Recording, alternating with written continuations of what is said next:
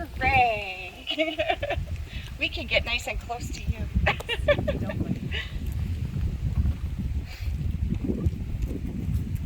No, but I heard your husband's speeches do. Or should I say sermon? They could be long-winded. They could be long-winded, I'll bet. Good evening and welcome. I think this is on. We don't do well with this new technology. Can you hear me all? Hi, I am Anna Ruth Webster Eaton, and I was born to Betsy and Nathaniel Webster in New Hampshire in 1823. But most of my life, I was blessed to be married to Horace Eaton.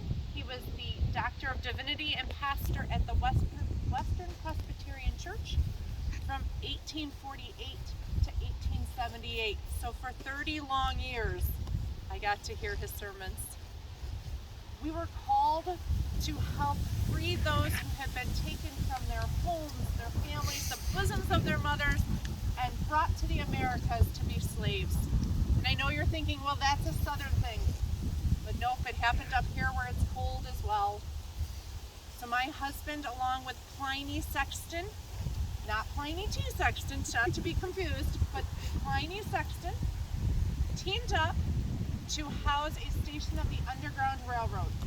And if you're familiar with this fine town of Palmyra, that house is where the gazebo currently stands in town. I see some heads shaking, so you know our church too. Very excited, my husband would be thrilled. As you know, traveling is much safer at night.